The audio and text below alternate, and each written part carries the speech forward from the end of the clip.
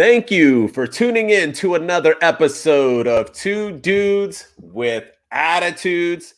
Two Dudes Wolfpack, what is going on? It is AEW Friday, or as I like to call it with my kids I work with, Friday. It's Friday. Although once you have kids, there's no such thing as a weekend, so I don't even know why I'm cheering, but you know what I'm saying. But as always, I'm Mr. MWO, the Dude of Wrestle Talk, and with me as always is the handsome Shooting Star Press. What's going on, Shooting Star Press? This is my first podcast as a 37-year-old male. So I was gonna say, how was the birthday? I'm glad you're here. You look good. You don't look like you aged. You don't look hungover. You're looking pretty. Yeah, it was a good time. It was we had grandparents come over and babysat the children. My wife and we went out to a nice steak dinner. Ooh. I had some bourbon. She had some wine. So yeah, it was a fun time. It was a fun time. And tonight we're doing like an actual party with like family and stuff where I'm going to get more presents. So presents. Yeah, that's the best part, right? Like that's what birthdays are all about. It's like you said 37, right? Okay. Yeah, I get presents and I don't have to buy anybody anything. So it's kind of glorious. It's not like Christmas where it's like, yeah, I get something, but I got to spend all my money to get you something. This is all about me, damn it. So I dig that. That's awesome. And I'm glad you're such an adult. You're like, we went out to a nice steak dinner and I had some bourbon and sipped on. I would have been like, yo, we rolled up to the local like Applebee's and I had like 3 beers and some nachos and I went home. You had some steak. So I want to know, what steaks did you all have? What's your guys' steak of choice in Carolina? So we have we went to this place called Vinny's, and it's a local steakhouse here, but I get New York strip all day long. Oh, okay. Day. You're a strip guy. Okay. Yeah, they have like, I mean, I like all kinds of steaks. I was gonna say meat, but that's gonna sound weird saying it out loud. So you do you. But no, I like all kinds of steak. I like ribeyes. I like sirloins. So nice. Yeah, we got some people here with us today. Finally, Mr. Wrestling Guy, what's up, dude? What's going on? And Mr. B-Roll, he wants to bring back the cool Goozy. Oh, cool guy. Yeah. Is he the cool guy? Is that what he's saying? Yeah. He wants to just turn us into 3 dudes with attitudes now. Yeah. He's like, I got a taste of blood and I want more. That's right. Of course they all do. That's what they all say. Right? Who wouldn't want to be on the best damn podcast in the world? Not just wrestling, by the way. But yeah, like let's see, B-roll. Big meaty men slapping meat. That's what we like. Love it. Yeah. That's why we want some Omos and some Brock Lesnar. But out here in Cali, so you like your fatty steaks, and we do that in Cali too. But I'm fancy up here. We're in Cali. I'm a filet type of dude. I just want no fat. I want the prime meat. I want to eat it, let it melt into my mouth. That's it. Do you wrap it with bacon? I mean, if necessary. So I'm a weird guy because I don't like things in things. So like if I have oatmeal, I just want oatmeal. If I have like a drink, I don't want like a mojito or like something where I want my things with things not in it. That makes sense. So like my steaks, like I do, but if you're just going to make me a nice filet, that's what I want. I don't want it wrapped all around and do all that. So I'm all for just a nice piece of steak, and I'll drink some. I like wine. I'm a big wine drinker, so I'll drink some nice red wine or maybe a nice IPA with my steak. But I've never had some bourbon. I'm not at that level yet. Like I drink tequila and vodka and amongst other things. But I'm a whiskey, but I don't ever do it straight. I'm not at that. I'm not at your level yet of grown upness. I had bourbon and ginger ale. Oh, okay. So I would have a bourbon and ginger ale. Okay, so that's I always need a splash. I can't do it straight. I can't do it. I've tried. So you're not there yet either. Okay, because I got friends out here who like I can do whiskey straight. Yeah, but I can't. You can? See, I can do whiskey straight, but I can't do bourbon. And I know they're kind of the same thing, but not really, but kind of are. Yeah. But yeah, I can't do bourbon straight. Yeah, and I like Irish whiskey more so than, what did B-roll say? Am I the only one that said that is what she said with MWs? Okay, so as soon as I delivered it, I literally thought that. It's funny that you said that, B-roll. I was like, that's why I said I like all kinds of steak instead of saying I like all kinds of meat because Yeah. that's what she said in there too. So You know what? I'm all over. I like don't think before I say things. I do it with my kid, like at work and stuff. I'll say things and then like giggle because I work with older kids, and I'm like, oh gosh, I'm gonna get a parent complaint on that one. I'm like, that wasn't on purpose. Like I remember there was one time where we, when we're outside, we were cleaning up the balls, and I was like, all right, everybody, get the balls and put them in the ball sack. And the kids were just like, he said ball sack, and they're like all hiving fives and this and that, and I'm like, yeah, I'm gonna get a call. And I did. I had parents. They thought it was funny. Like a couple of dads came up to me and they're like, hey, so we hear you like putting things in ball sacks. And I was like, God damn it. Like, thank you. Thanks for that one. Like it's a sack with balls. So I ended up getting like one of those double-decker carts now because I'm like, now let's put them on the the ball cart. There you go. Yeah. You can't miss that one. Well, even getting balls. Like, hey guys, can you go get the balls? And they're like, get the balls. So now I have to be like, there's a handball over there, or a basketball over there, or like you have to be so literal with kids because they are pains in the arses. But before we get this AEW Friday underway, I wanted to say that I went to Walmart. My son's going to be mad at me because he wanted some of it. So after we're done with this podcast, I'll have to go back. But it was the only one there that they had. But I picked up some Prime. Uh-oh. I got some Prime. I told you I was jumping all over that Logan Paul bandwagon. I meant it. It's only lemon lime. I didn't even know they had lemon lime. It's the only one. So before we get started, I thought I should open this and do a live take. I've never had this. It's an energy drink, I guess. It's my type of energy. So everything I do, because when I lost all my weight, I did Weight Watchers, and Weight Watchers teaches you not to drink your calories or whatever. Like, don't waste your calories on. So I'm like poison. I only drink like Diet Coke and sugar-free energy drinks. So I'm just gonna welt away of cancer, but at least I'll be skinny, right? So here's that's all that matters. That's a joke, kids. That is not all that matters. No. I'm saying I'm stupid. I should not be drinking sugar-free stuff. So this one is actually pretty low. It only has 3 grams of carbs. Everything else is 0. But I'm going to see. You guys ready? I'm going to go for it. See if anybody even cares about this. Like, and now our podcast will blow up. All right. It's just Logan Paul, right? This is his, not Jake Paul, right? Yeah. Logan Paul created this. All right. Let's see. All right. Smells like lemon lime. All right. Let's see.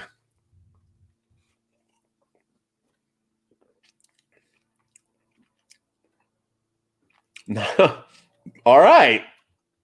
That's not bad. It's not bad. I'm not going to lie. That's a first taste test. I saw this video about Logan Paul that every time he has a Prime, he doesn't really drink it. And so people were saying that it must be crappy. But this is actually, it's carbonated though. I think so, because it's very bubbly, which energy drinks normally aren't bubbly, but no, not bad. Not bad. So if y'all want to try some Prime, this ain't bad. I like lemon lime. Like, I'm old school. I like lemon lime Gatorade. So that's what I was gonna ask. Is it like Gator? Is it like Sprite? Does it taste like Sprite? It tastes more like a Sprite or a Mountain Dew. Yes, 100%. Not like a Gatorade. Not like a Gatorade, or 7-Up. It has like that flavor. Mountain Dew's lemon lime. Oh no, that's Sprite and 7-Up, right? Yeah. Yeah. It definitely has a Sprite feel to it. So cheers. Nice. Thank you. I'll be drinking Prime throughout the thing. It's better than what I normally drink. So Prime and Red Vines. Logan Paul, if you want to sponsor us, you certainly can. Yes, Logan Paul, please jump on the bandwagon too. Yes. You're new. We're new. Let's get Stone Cold. Let's go. Oh, there's Stone Cold that Prime. Oh no, I don't want shotgun. I gotta wear this shirt the rest of the day. I got things to do, wrestling guy. I mean, it's funny because after this, I'm gonna go. Stone Cold Steve Austin, just how I drink his beers. He has an American lager and an IPA. They just announced a few days ago that it is a double IPA, and I'm a big double IPA fan. So it's a Broken Skull double IPA. So my goal, whenever I leave today and I do all my chores my wife gives me on my days off, I'm gonna go run over and try to get some of those so I can. On my day off, I like to have a few beers, so I need to go try to find them. So wish me luck. But let's get this party started, right? Shooting Star. We're like, by the way, before we get the party started, I had a question for you. Okay. We are in WrestleMania season, correct? WrestleMania is coming soon. We're going to be together. It's going to be a blast. I'm going to get challenging the Young Bucks to basketball. I mean, hopefully your wife knows that I'm going to get you more drunk than you've ever been in your entire life. Your FaceTime calls with your kids are going to be interesting. And Shooting Stars like, do I really want to go down there? I'll just stay at the local Motel 6, bro. Nice and safe there. Super 8. Yeah, you're safer in my gated community than you are the Motel 6. Like, I promise you that. But WrestleMania season. So we are doing predictions today because Revolution for AEW is coming up. And I want to ask you, AEW, do they need to match WWE on their pay-per-views? Meaning, should this pay-per-view for AEW be their WrestleMania, their all out? Like, do you think they should be doing it in the same month or the same time period, or do you like that they do theirs at a different time? Because I feel like they could gain from, like, NXT, right? Their big one is now, like, this is what they do, and they do it. And I know they're the same product and whatever else, but most of these guys are all coming out here for autograph sessions and how they always follow Mania. They're out here anyway. They're doing ROH the Friday as a SmackDown out here. Like, I'm not saying the same weekend, but piggybacking in the same month. Like, do you think this should be their biggest pay-per-view, or do you like that this is, because we'll get into this pay-per-view feeling like it's not even, this feels like a freaking in your house pay-per-view, but is it like, do you think they should do that, or do you like that they're not trying to match up the consistency of it? Like, because I feel like they're getting lost. I feel like we're so into Mania right now that these AEWs have not it felt. just feels like another event. Yes. So yeah, I see both sides of the coin. I think I think it should be treated like maybe not as important as WrestleMania, not as big as WrestleMania, but maybe like a SummerSlam, that kind of like feel. the second one. Okay. Yeah, make it kind of the second, because but I also feel like I like that they do their WrestleMania at a different time, that their biggest event of the year is at a different time, because sometimes I feel like AEW is damned if they do and damned if they don't. If they made this their biggest pay-per-view of the year, then they're just trying to copy WrestleMania. They're just trying to be like the WWE, and WWE lives rent-free in their heads because they're trying to top Mania, and nothing can top Mania. So that's why I kind of like that they do their big event in September, but I do feel like they should treat this like a big event, almost on the caliber of like a SummerSlam, Survivor Series type thing, maybe a Rumble, because it's their first one of the year too. I think that's the big thing, is that they should treat it a little bit bigger than the way that they do, but maybe not as big as WrestleMania. And it doesn't feel like that at all, right? This doesn't feel like a big pay-per-view, or even one that I care about. It seems like it's just being thrown together. The matches are matches we've seen on Dynamite. They don't even seem important. And I feel like they are getting lost in the shuffle because of that. I feel like it could be the booking or the shows, but I do feel like we've kind of, like, we're doing these predictions and I'm like, meh, and I'm already like mindset on Mania. Like, let's get to Mania. Let's have this. Like, I feel like you can take away a little bit, right? You can, from the WWE, if you were booking this better or having a bigger pay-per-view. Yeah, it'll be interesting to see, but I mean, I think they do Ring of Honor that same weekend. They do. I know GCW has some shows that same weekend, and a lot of big. So maybe they're just trying to, let their Ring of Honor guys get some shine, as opposed to the AEW. But then it's a bunch of AEW guys on ROH anyway. So it's just, I don't know. I don't get it. I mean, now they're like retiring and going to, I don't know. Yeah, so there's also to go. I'm gonna quit and go. Go somewhere else. That just I don't owned by the same person. That'd be like somebody quitting and going to NXT. Like, I'm out of here, Raw, going straight to SmackDown. But let's get this party started. So it is Rampage time, and I think this is like the second or third week in a row where I thought Rampage was a better show, which is weird because Rampage is a show most people don't even watch. But this episode once again felt important. It felt like they were moving storylines better than Dynamite. And actually, some things on Dynamite probably should have also been included on this Rampage. But I actually want to talk about the House of Black. I know it was a small thing, and I know I only get one for Rampage, but the build for House of Black and the Elite has been pretty damn good, I think. I think it's been one of the few, it's been better than, Brian and MJF. I feel like it's fun and it's intriguing and it's mysterious. And I know they had a better one. They got physical at Dynamite, but I liked, for one, the Young Bucks had a great match against Aussie Open. It was a fun match. Once again, you know what you're getting. That's what AEW does. Their opening match is going to be a match that isn't really about storyline it's just to get the crowd hyped and get them ready to go. And that's what it did. It was a really good B+ type of match. It hit on all cylinders, and it's fun to see the Young Bucks tag team again. I like their trios, but they're such a damn good tag team. It's fun to watch them. But afterwards, the lights go out, and boof, there's the House of Black around the ring. They're staring him down because Kenny Omega was there to cheer on his brothers. And then, boof, the lights go out again, and then they're gone. And I don't know if Rampage was recorded earlier or whatever, but those lights out were pretty damn quick. I was actually impressed by how quickly they got in and out of the ring. I know. So I don't know if it was longer and it was edited because it wasn't live. I don't know if anyone could help us with that, but it felt like it was like 3 seconds, and they had like things on their heads. Like, how the heck did they get back under the ring so quick? It wasn't even like that with WWE with the Undertaker. Whenever he would do his stuff, it was always like the lights would go off for about 15, 20 seconds, then they would come back on, and there he is in the ring. This time it was like Speedy Gonzalez in there. It was, and all 4 of them. Like, there was no like, you didn't see like one trying to get under at the last second, but it was awesome build, and that led to Dynamite, which we don't have to go into Dynamite. But once again, they appeared, they put the beat down, took the trios titles from them. It just feels important. House of Black feels important. We'll go into predictions later, but it just this has felt good. I think this is the best thing the Elite has had. Yes, it's going to be crazy if they drop them already, just because they kind of just got them back. And it's a great feud, but maybe it was too soon. But it feels good. It feels important. I thought it was the best part of Rampage, even just for the shortness to it. But I'm really digging the House of Black right now. I feel like they're the best they've ever been. Yeah, and it's simple. They're not even doing much. No physicality until Dynamite, but still, Yeah, and I think, we talk all the time about stories in AEW, and I think House of Black being that mysterious presence that, shows up whenever they want, turning off the lights. They're kind of their version of the Undertaker, their version of Bray Wyatt, if you will. I think they can get pretty. I mean, that's as close as we're going to get with them, and I think they can tell some good stories. I think So yeah, I like the build for this feud. I like how they've done everything. I think it should be a good match at Revolution. I really do. I think you have Malachi Black and Kenny Omega in a ring together. I think it's going to be a good time. Buddy Murphy can go, Brody King can go.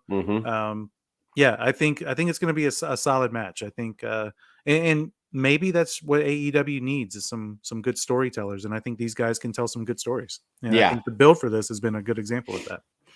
And it's a perfect way. Like, I wish Bray was being booked like the House of Black is. It's so simple, so mysterious. Like, why do we have to go into all the weird things? Like, House of Black's not doing that. They're just keeping it straightforward, and it's awesome. Did you see by the way, speaking of Buddy Murphy, did you see like recently, I don't know, it was like a week ago or whatever, when there was like tweets and stuff going on about mommy and poppy and this and that, and he like tripped in like, oh, she does have a poppy, like a real one too. And I was thinking to myself, like, that was a very jealous tweet. Like, that didn't come off as like what's going on in that household. I don't want to start gossip, but I was just kind of like, that was like that's like if you mad at your girl, so you want to like throw it out there, like, heck no. What would be funny is if somehow at Revolution, Andrade comes back and he starts a feud with Buddy Murphy. Just let them, and then that way it's it's kind of like Charlotte Flair and Rhea Ripley. Yeah, but they're poppies, and we got the real poppies. We got the real mommies on SmackDown, and the real poppies on AEW. I think that would be a little nice touch from Tony Khan. Yeah, it would, and they love bringing up WWE. So of course. Yeah. So make it happen. I want to see that. But no, I thought the Elite. I'm looking forward. I think that's probably one of the matches I'm looking forward to the most is House of Black and the Elite. And I don't know which way it's going to go. So and I'm excited for it. I think it's going to be a good bout. But with me for Rampage, I want to talk about the same thing we talk about every week with AEW in its randomness. Lance Archer's back. He's back, and like, where's he been? Number one. Jake the Snake Roberts was with him. Number two, which I know they were a pair before, and he can't. But then not the spoiler alert for Dynamite, he wasn't on Dynamite, so it's just like, okay, you bring him back, and he got a pretty decent they had a package for him, a video package, hyping his return. We talked about him coming back, and then you don't capitalize on it with Dynamite. Like, I don't understand. I don't get why you randomly bring somebody back and then you don't you don't capitalize off of it. So, Yeah. he had a match against somebody. Yeah. It was, yeah. Bryce Saturn, I think was the guy's Uh-huh. name or something Uh-huh. along those lines. And, it was a basic squash match. Mm-hmm. And, I think it's great to see Lance Archer back on television. And I think, he could be a good heel if AEW utilizes him properly. I could see him, he was feuding with Hangman Page for the world title, earlier in 2022. Yeah. And yeah, I mean, if they book him right, he could be a top heel in the company, but it just felt random to bring him back on an episode of Rampage and then you don't do anything with him on Dynamite. On Not even Dynamite, a yeah. mention. Not even a Yeah. mention. Yeah, So, especially with someone like Jake. And the funny, you bring that up too, because you said they hyped him, but they hyped him that episode. Like, if you're gonna, yeah, exactly. Yeah. one thing that Eric Bischoff always talked about that he did wrong was that when they would do big things, or I was just listening to an episode where Sting talked for the first time, or this and that. Like, he's like, we didn't build it. We just like brought it out randomly, and randomness doesn't work. You need to build. When there's a big thing, you got to build it. And I'm not saying Lance Archer's a big thing, but Jake the Snake is, and he was a big thing in AEW for a while.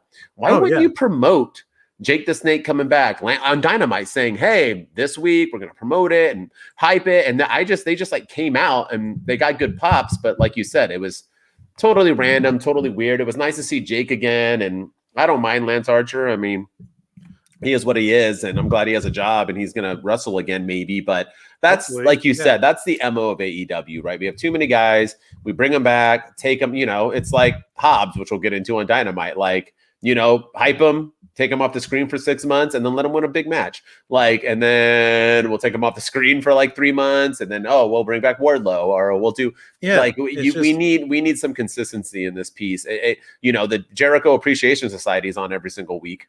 You know what I mean? Like, Hangman Page is on every single week. Moxley's on every single week. MJF's on every single week. Blackpool Combat Club's on every single week. Like, we can get part other of Ring guys. Of Honor. Exactly. So you can have, and Ring of Honor had an event, right? I forgot about that. But did they have their first TV show? Is that what it was? Yesterday. Yeah, and that's when Homeboy came back. Well, we'll talk about Eddie Kingston. But yeah, like, there's just a whole bunch of stuff going on. And like you said, it's random, and I agree with you. I don't get it. I mean, he had a good showing. It's nice to see him back. But yeah, you could have at least made a mention saying like, oh, this past Rampage, Lance Archer came back with Jake the Snake. See what he's going to do next week on Rampage. Yeah. Or something. To a promo of something to, why should we be invested in Lance Archer? Why should the rest of the roster be concerned that Lance Archer's back?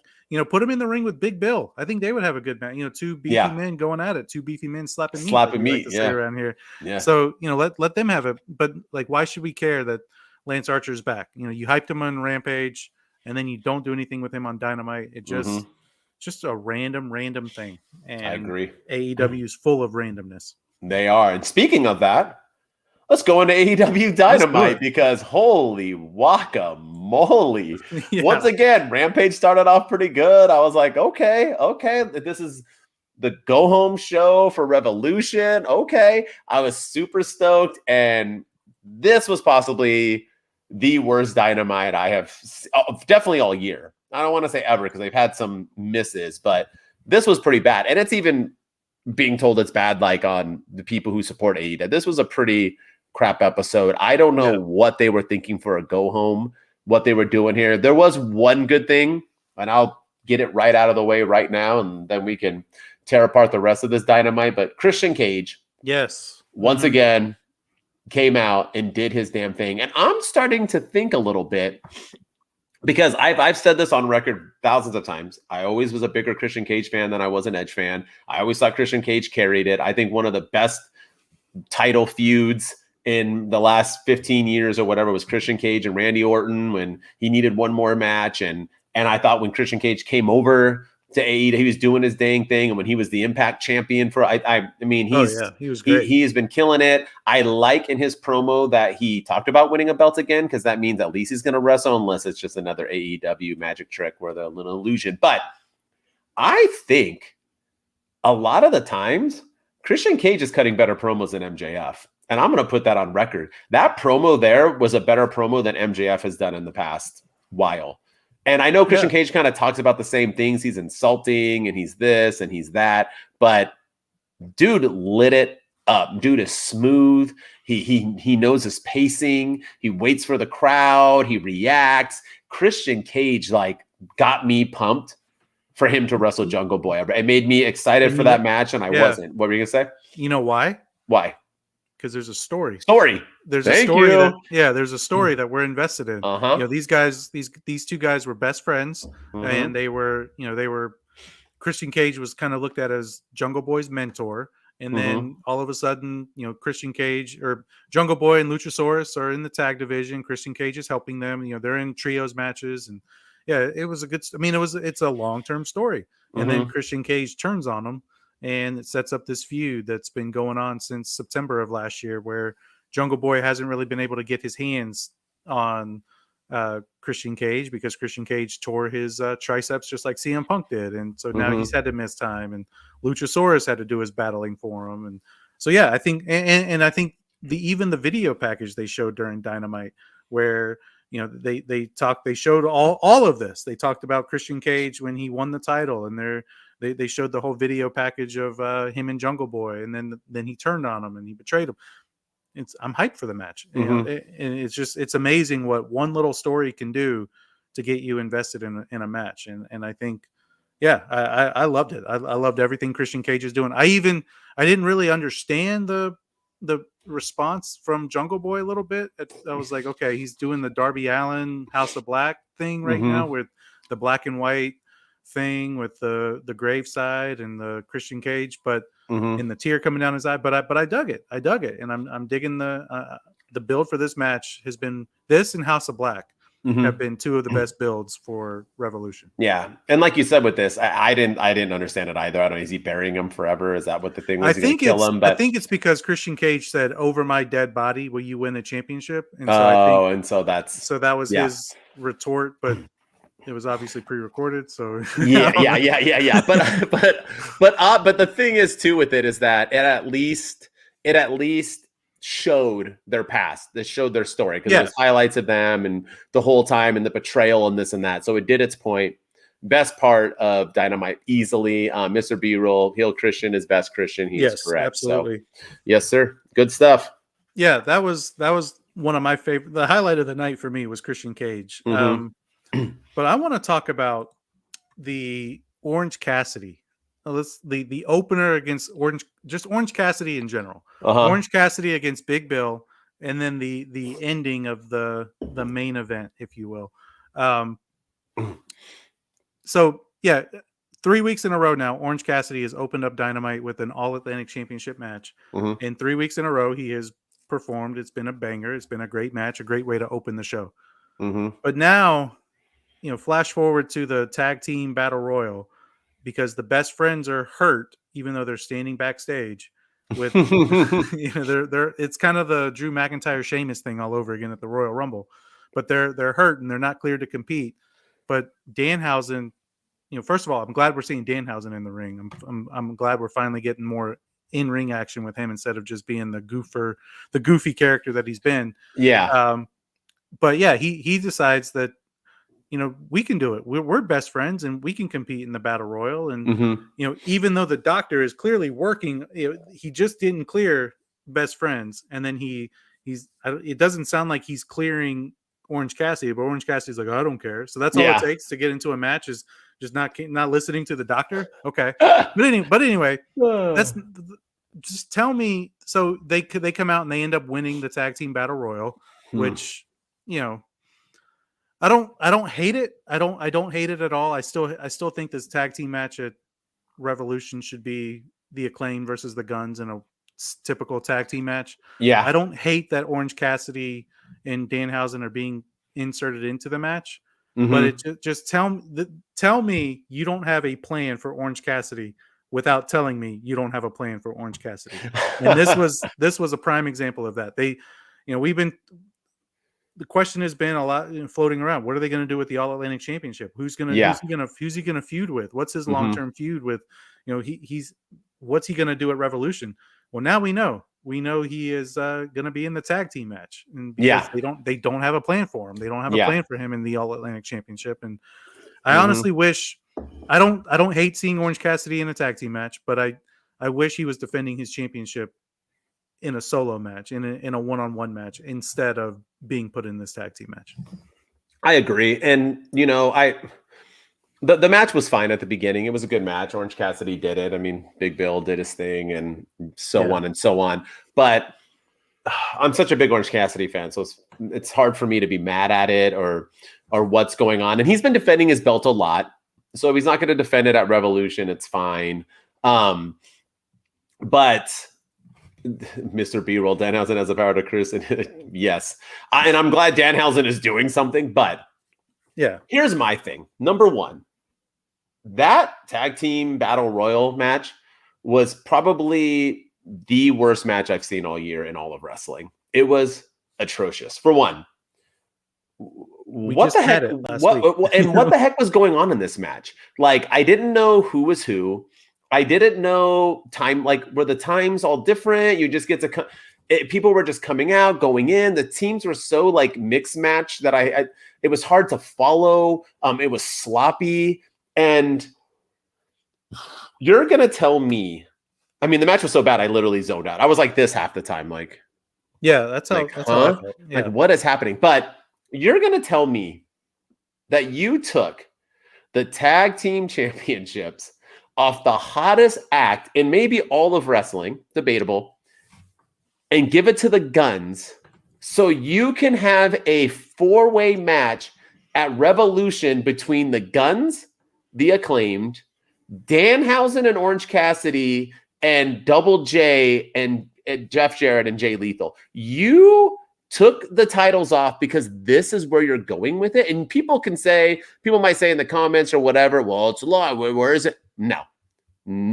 You took the belts off the Acclaim because everybody said it's building a story for the Guns. It's better for the Acclaim to chase. But the Acclaim don't even feel, there's no chance they're even going to win this match. We can go into predictions, but this is what you did that for.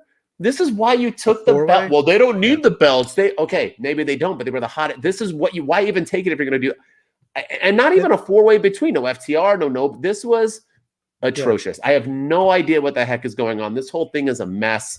And we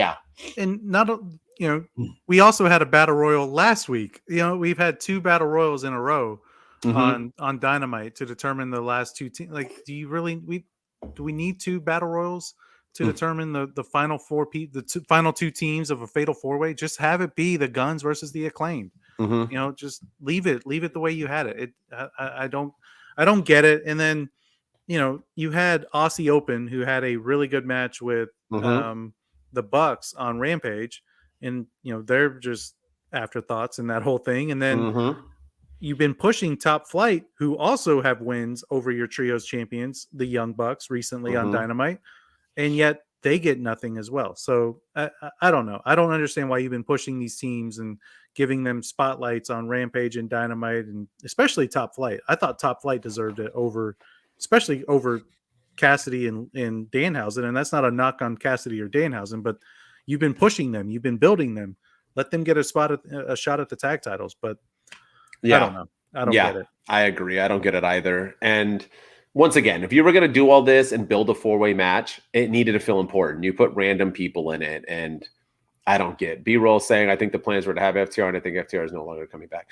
Maybe they're right. I don't blame them for wanting to get that out of there. They've been saying some questionable things on the internet about apparently Tony Khan didn't recognize them as Tag Team of the Year when they won the Meltzer Awards. Just little things like that. They felt slighted because they worked hard, and so I don't. And they put it out there in the in the internet, and I think Tony Khan's probably going to see that, and they're probably not. I think B-roll's right. I don't think they're coming back. Well, wait a minute. Didn't FTR also say the same thing about WWE, and that's why they left? So once again, it's like the Sasha Banks thing. If you're never happy, you're never going to be happy. That's true. Stop complaining. What is it? It's in the Meltzer Awards, literally the biggest joke awards in the history of awards, and you're gonna be upset that somebody didn't praise you on that.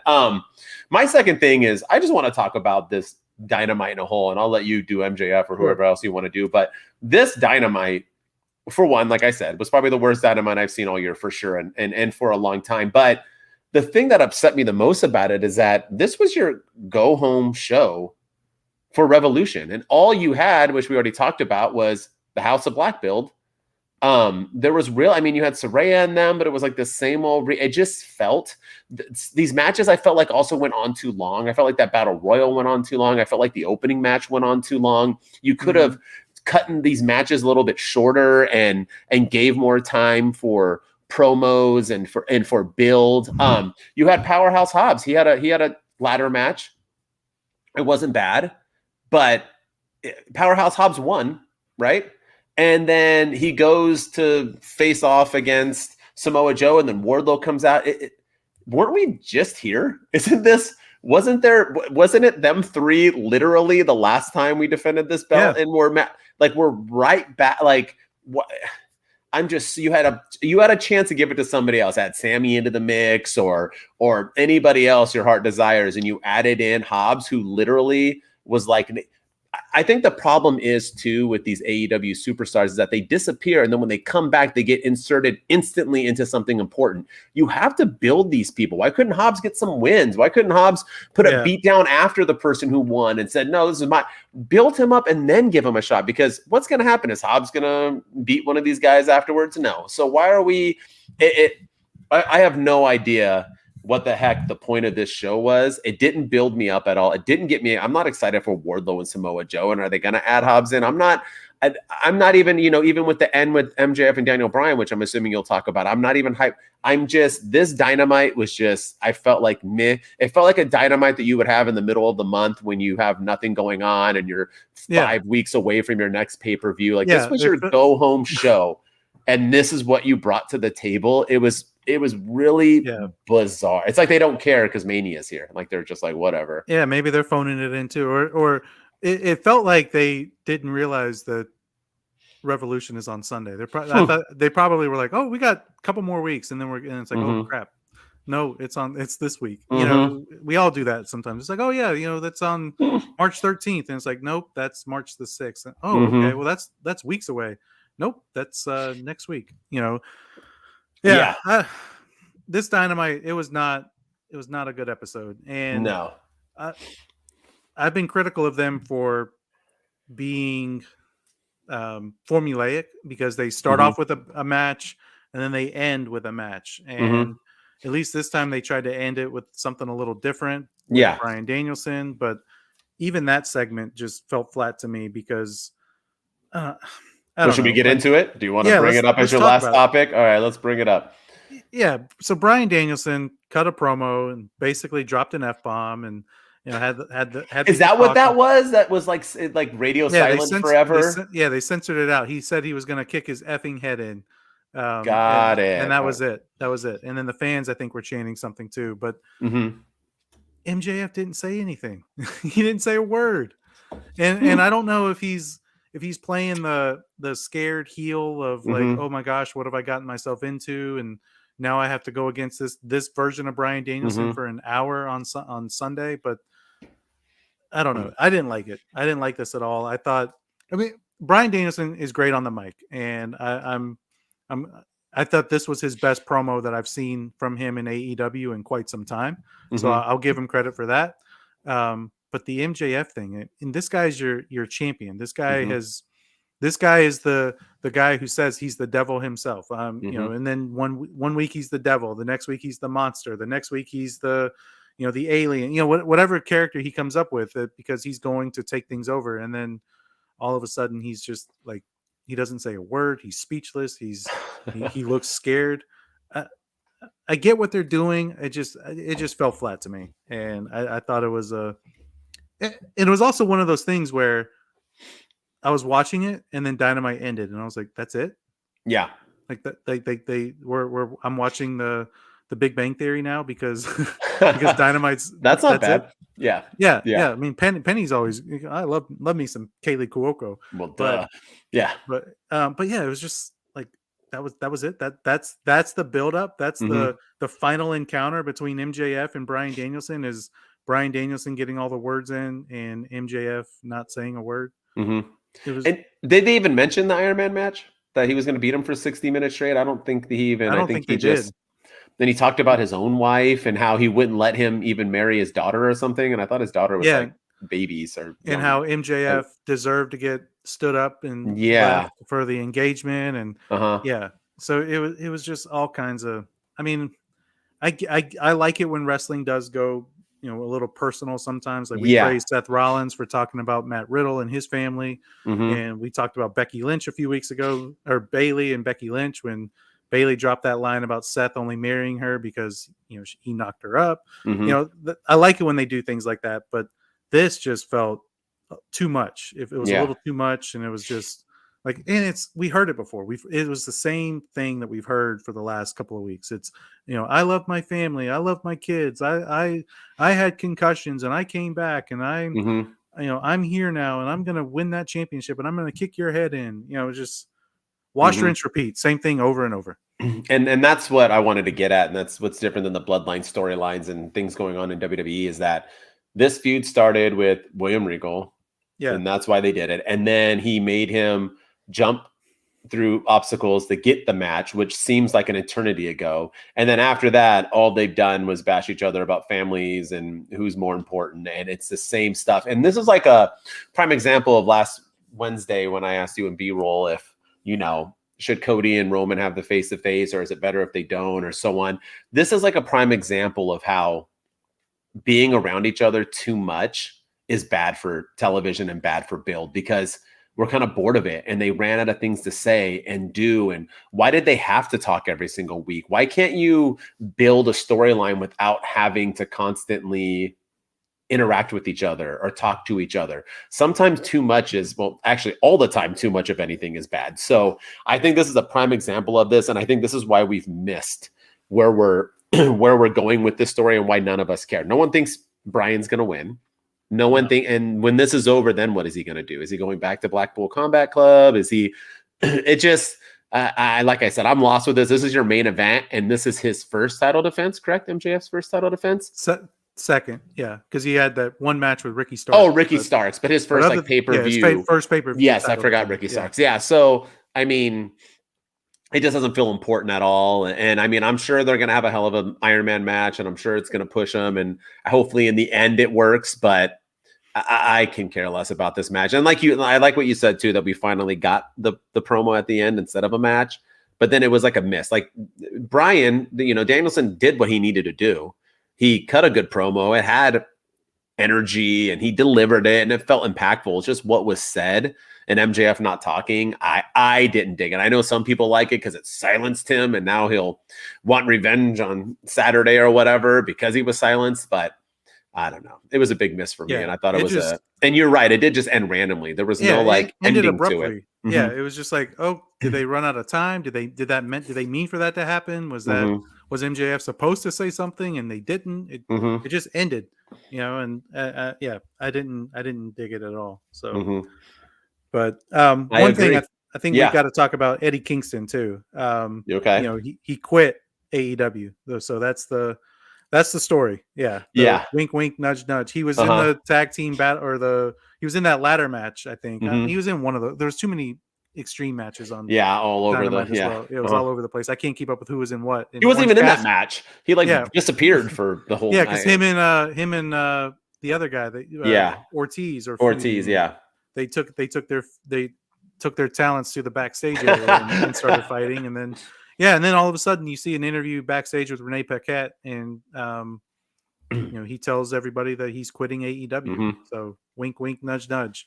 So, but apparently, I know we're not going to talk Ring of Honor on here, but he's in Ring of Honor now, and he's going after Claudio for the Ring of Honor World Championship. So yeah, he's quitting one thing that owned by Tony Khan, going to another thing owned by Tony Khan. So yeah, which was weird too. And I mean, I get it. Maybe I think he'll serve better in ROH if he actually is going to stay there, and if they're actually going to start I think he needs to separate. I don't like that. This isn't SmackDown and Raw. This is two different wrestling organizations, technically. Like, they need to be, if you're ROH, stay in ROH. If you're in AEW, you need to stay in AEW. And if you want to have commercials and promos in between supporting ROH and saying, hey, this, Thursday or whenever it's on and stuff like that, I'm good with that. But I don't know. I'm just, Yeah, I don't know what it just feels to me. It just feels like Tony Khan in general is he's stretched a little too thin, and we've Mm-hmm. said this a numerous amount of times. But he's got the Jacksonville Jaguars, he's got the Mm-hmm. soccer team in London or somewhere like the UK somewhere. He's got now he has ROH and AEW as well, Mm-hmm. and he's the sole booker for both. And it's just you gotta relinquish some power, you gotta relinquish some control, Yeah. and I think it would better serve AEW and ROH if he did that. So Yeah, and I think Eddie being in, maybe he'll be the champ and he can thrive there. hopefully, yeah, I'm not an Eddie fan, but more power to him, and I think he'll do better in ROH. So, yeah, man. So that was AEW in review. That was our week. It was what it was. It happened, and now we got Revolution on Saturday. Correct? It's Saturday. Or Sunday, is it Sunday? Okay, so they're Sunday, not doing like WWE. That's good. They're actually yeah, doing it on a Sunday, which how it should be, especially with that huge UFC tomorrow on Saturday going on with John Jones returning. I don't think they'd want to yeah. compete against that. But yeah, let me pull out my phone to see these. We got prediction time coming Yeah. up here. Prediction. And I think Prediction time. Prediction time. Prediction time. I love it. I love it. I Yeah. forgot about that. It's been a Yeah, minute. I I was know. like, what's happening? Sorry. I should have Let warned me. you. We have 1, 2, 3, 4, 5, 6, 7 matches. Something like that. That seems about right. Okay, we'll see if I miss any. Yeah, I think I put them all on Okay. on the screen for All right. Spotify and Apple listeners. Okay, well, I can't see. yeah, we'll start at the bottom. So let's start with Ricky Starks versus Chris Jericho. And the JAS are banned from ringside. You have it on there. Yeah. That's the big thing. So, as always, you go first on our segments. So let's have it. What do you think? Who's going where? I feel like because Ricky Starks got a win over Chris Jericho on an episode of Dynamite, it's only fitting for Chris Jericho to get a win over Ricky Starks at a big pay-per-view. That seems to be what happened. When Bryan Danielson beat Chris Jericho on a random episode, it was like Dynamite Quake by the Lake or something like that. And then at All Out, Jericho beat Danielson. It's just kind of par for the course in AEW. So my prediction is that Ricky Starks is going to put up a hell of a fight, but there will. I know JAS is banned from ringside, but I think there's going to be some shenanigans or something. Yeah. From JAS, and I think Jericho's going to get the win. Yeah, so I'm. It seems like that's what Jericho does, right? He builds people and puts them over, but at the same time he doesn't, and he always gets W's when he shouldn't. I mean, I think what should happen is that Ricky Starks should get this win and move on and build from there.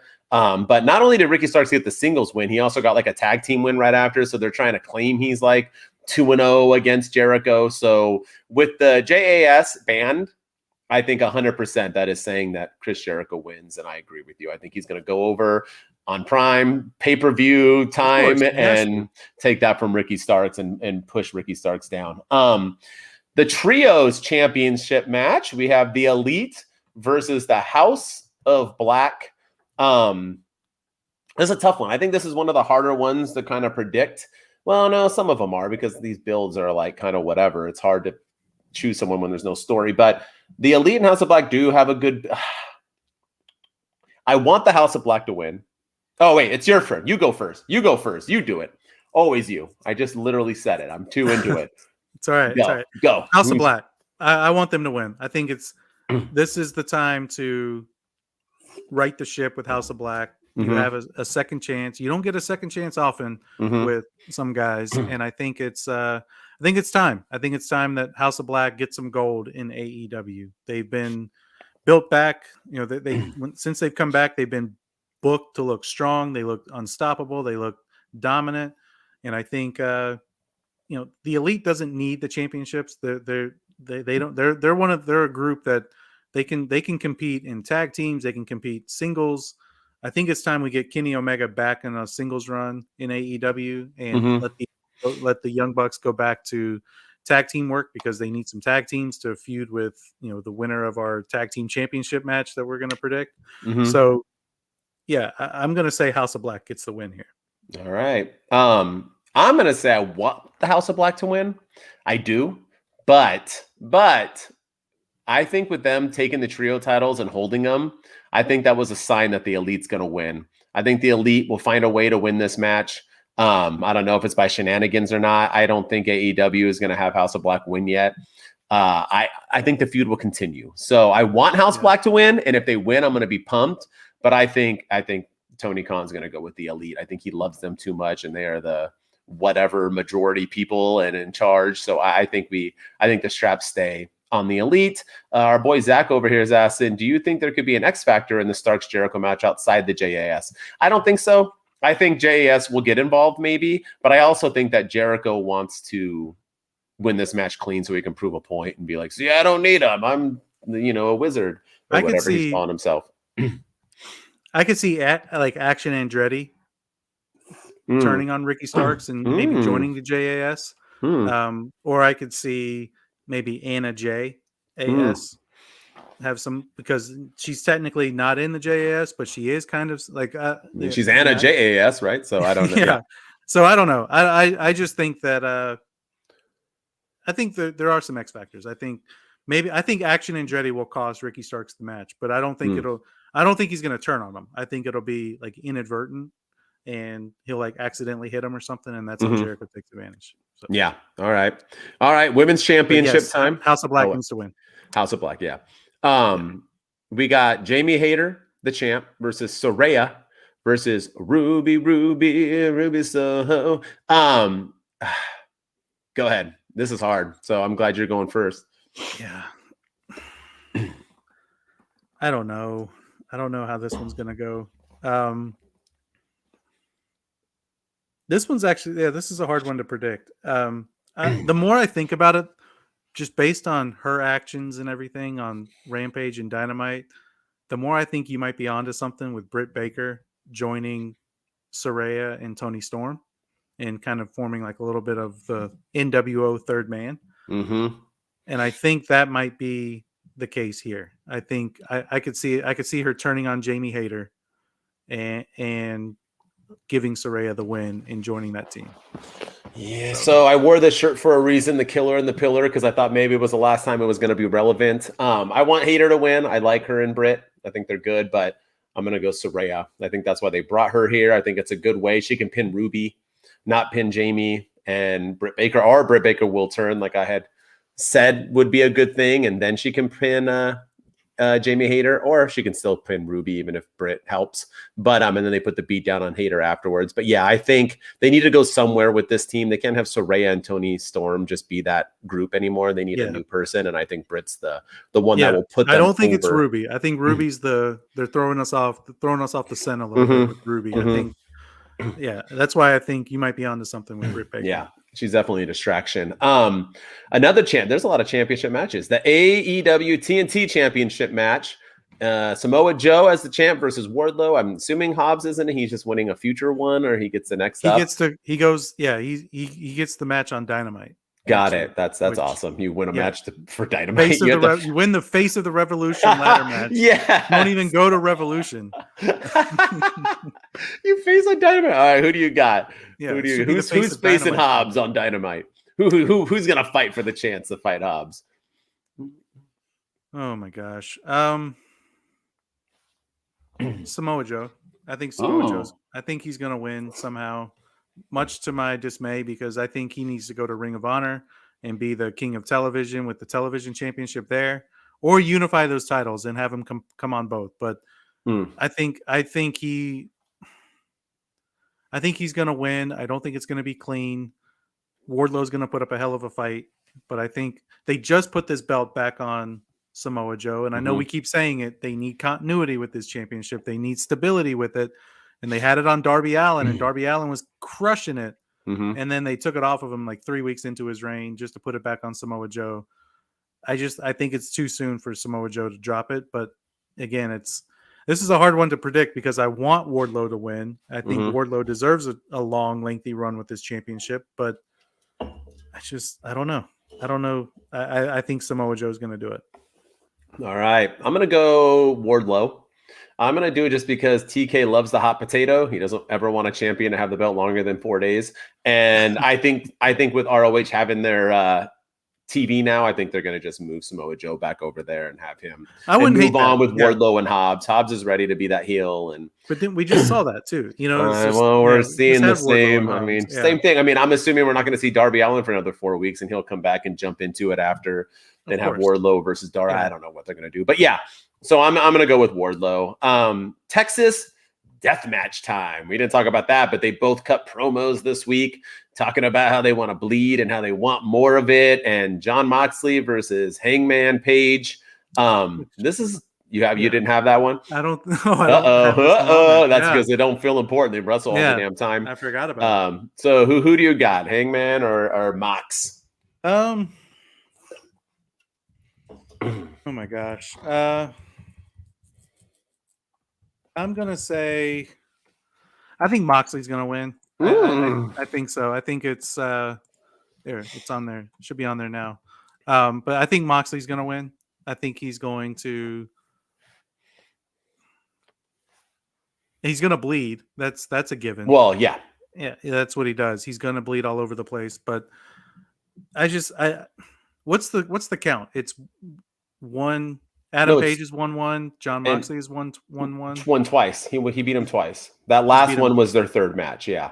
Okay. And so Hangman was upset because it was like a roll up. He's like, "That's not a real way to win." And so they're having another match. Yeah. Okay.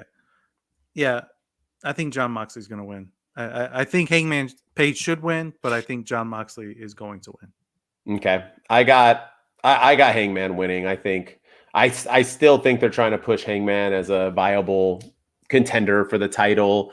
So yeah, I'm going with Hangman Page with the win. I think it'll be bloody and messy. I think we should do over-unders or shots on how quickly they bleed or how long they bleed or when. He's going to bleed on his entrance. He's just gonna, he's going to cut himself while walking to the ring. He's like, wild thing. And he just scratches his forehead and all of a sudden his blood's dripping down. Yeah. He's like, let's go. And Patrick, no, we did not predict Orangehausen as a new tag team champs yet, but perfect timing because AEW Tag Team Championship match. What everybody is here for. We got the greatest tag team ever, the Guns, versus the most unover tag team ever, the Acclaimed, versus the youngest tag team ever, Jeff Jarrett and Jay Lethal, versus the most non-random tag team put together ever, Orange Cassidy and Danhausen. Who you got, bro? Who you got? So I'm going to walk you through Tony Khan's brain because let's go. So just last Monday night on Raw, we had the return of a WWE legend in Lita, and she teamed with Becky Lynch in a random pairing because that's what they like to do. And Lita is now one half of the women's tag team champions. So, and she's a legend, and the fans loved it. The pop she got, everybody dug it. It was universally praised across the entire wrestling sphere. So I think Tony Khan's going to say that and say, okay, the fans are going to dig this. Let's put the belt on Jeff Jarrett and Jay Lethal. I think they're going to get the. I could see him thinking that. I really think he's gonna do it. I think he's going to put the belt on Jeff Jarrett and Jay Lethal because of the Lita momentum. That fans are going to dig it. It's a genius move. Put it on a legend. I'm telling you right now, P-roll deep inside the brain of Tony Khan with the honorary dude. That could be a new segment. I said from the start that I thought they brought Jeff Jarrett back for him to win gold because that's just what Jeff Jarrett does. He comes into wrestling organizations and takes over. Please no. If you go with these tag teams, since the Acclaim lost the belts for no damn reason, which we already went over, the most pushed tag team out of them all has been Lethal and Jeff. I mean, they beat up on the Acclaim. They were getting in the face of the Guns, the best friend. The Guns even haven't felt important. They were like rolling with their posse again. They're back in like that firm crew again, and they were like beating up random people, or I forgot what they were with. I mean, they don't even have the belts anymore. I haven't even seen them with the belts or talk about it since a couple weeks ago. So I was gonna go with the Guns because why the heck did you give it to them just to do it? Maybe they didn't want Jeff Jarrett and Jay Lethal to take the belts off the Acclaimed, and that's why we got here. But I'm gonna go same thing. I think they're gonna do Jeff Jarrett and Jay Lethal and ruin everything. I mean, Tony Khan likes to piss people off because he thinks it builds like ratings and builds intrigue, and the Guns shouldn't be the champs. They're not ready. So and the thing is Tony Khan, he's gonna think it's a genius move. He's gonna think fans are gonna love this. Watch. Oh yeah, Jeff Jarrett, because WWE just put it on Lita and everybody loved it. And I didn't care for it with WWE doing it to Lita, but a lot of fans did. A lot of fans dug it, and I think that's going to be his brain. That's his brain at work right there. Yeah, they did it. They loved it, so we're going to do it with Double J and Jay Lethal, and fans are going to dig it. They're going to high fives all around. High fives all around. That's right. TK. High five to the creative team. Yeah. Well, they're all yes men, so they're not going to tell them no. It's just him. Right. Yeah. It's just him to himself. Self high five. All right. Yeah. World Championship Iron Man match. The one and only MJF versus the yes man himself, Bryan Danielson. Who do you got, and what are the falls? Jesus. Okay. MJF is going to win. I think that's a given. I think he's going to win. It's going to be 5 falls to 4. Whoa, you're going high. All right. Yeah, I think he's gonna, and the last fall is going to be some sort of cheat move.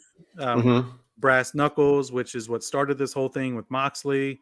It's going to be something along those lines where he finally he's going to use the dynamite diamond ring, knock out Bryan Danielson and get that last fall. So yeah, I think MJF is going to win 5 falls to 4 because it's got to be dramatic. Yeah. All right. I'm going to go MJF as well. I think obviously. 1-0. I'm going to go 2-1. I'm going to make it like a best out of 3.